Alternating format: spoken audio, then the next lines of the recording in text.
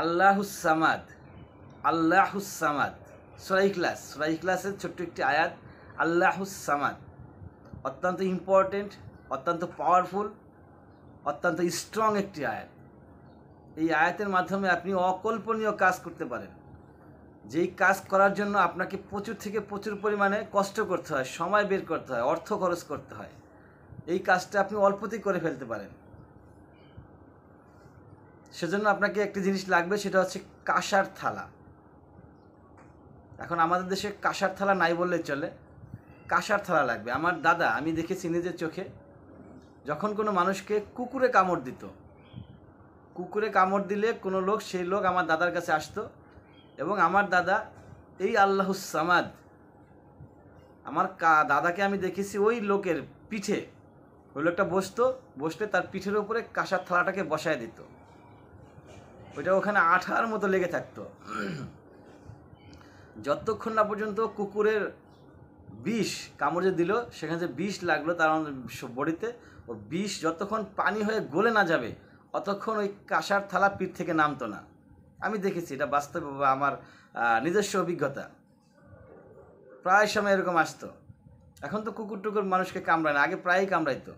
এখন কামড়ালে 14টা ইঞ্জেকশন দিতে হয়, মেডিকেলে যেতে হয়, খরচ আছে অনেক প্রচুর, এবং কষ্ট তো আছেই। অথচ আপনি এই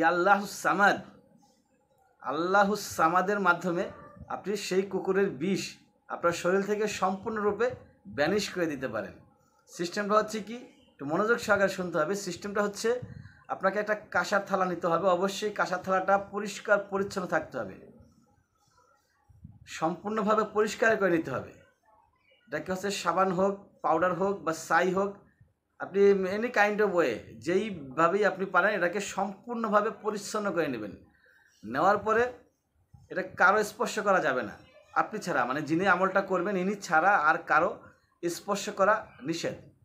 সেই কাঁসার থালাটাকে নিয়ে আপনাকে প্রথমত দুরূদ পাঠ করতে হবে। পবিত্রতা তো অর্জন করতেই হবে আপনাকে অজু টজু করে অবশ্যই আপনি আগে পবিত্র হবেন। তারপর হচ্ছে আপনাকে দুরূদ ইব্রাহিম, আল্লাহুম্মা সাল্লি আলা মুহাম্মদ ওয়া আলা আলি মুহাম্মদ কামা সাল্লাইতা আলা ইব্রাহিম ওয়া আলা আলি ইব্রাহিম ইন্নাকা হামিদুম মাজিদ। আল্লাহুম্মা বারিক আলা মুহাম্মদ ওয়া আলা আলি মুহাম্মদ কামা বারাকতা আলা ইব্রাহিম ওয়া আলা আলি ইব্রাহিম ইন্নাকা হামিদুম মাজিদ। তারপর হচ্ছে আল্লাহুস সামাদ। কতবার? আল্লাহুস সামাদ পাঠ করতে হবে 41 বার, এবং 41 বারই আপনাকে কাঁসার থালায় ফু দিতে হবে। আল্লাহুস সামাদ ফু দিবেন কাঁসার থালায়, আল্লাহুস সামাদ এভাবে 41 বার পড়বেন। 41 বারেই এই কাঁসার থালায় আপনাকে ফু দিতে হবে, এবং ইস্তেগফারও পাঠ করতে হবে আপনাকে। 41 বার পড়ার আগে 3 বার আপনাকে দুরূদ পাঠ করবেন এবং 3 বার ইস্তেগফার পাঠ করতে হবে। তবে ইস্তেগফার আস্তাগফিরুল্লাহ সবচেয়ে ছোট ইস্তেগফার, আর যদি আপনি আরেকটু স্ট্রং করতে চান তাহলে সেটা করলে ভালো হয়। আস্তাগফিরুল্লাহ আল্লাযী লা ইলাহা ইল্লা হুয়াল হাইয়ুল কাইয়্যুম, আস্তাগফিরুল্লাহ আল্লাযী লা হাওলা ওয়ালা কুওয়াতা ইল্লা বিল্লাহ। অনেক ধরনের ইস্তেগফার আছে, আপনি যে কোনো ইস্তেগফার পড়লেই হলো 3 বার।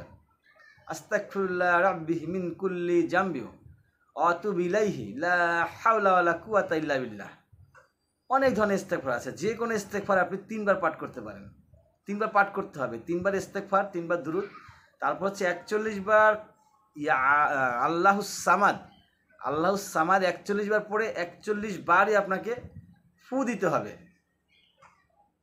এবং আল্লাহুস সামাদ পড়ার আগে বিসমিল্লাহ পড়তে হবে। বিসমিল্লাহির রহমানির রহিম আল্লাহুস সামাদ, বিসমিল্লাহির রহমানির রহিম আল্লাহুস সামাদ, এইভাবে পড়তে হবে এবং প্রত্যেকবার ফু দিতে হবে। ফু দেওয়ার পরে সেই কাঁসার থালাটিকে আপনি রেখে দেন কোথায়? যে লোকেরকে কুকুর কামড়াইছে সেই লোকের পিঠের উপরে।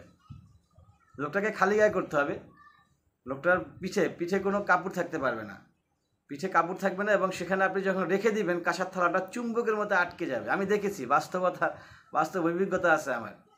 রেখে দিবেন, যতক্ষণ না বিষ না বের হচ্ছে, না গলে নষ্ট হয়ে যাচ্ছে, ততক্ষণ ওই কাঁসার থালা ওখান থেকে নামবে না। বিষ নামবে, আস্তে আস্তে থালা নিচে নামতে থাকবে, এবং যখন একবার নিচে নেমে যাবে বুঝতে হবে সম্পূর্ণরূপে বিষ ব্যানিশ হয়ে গেছে।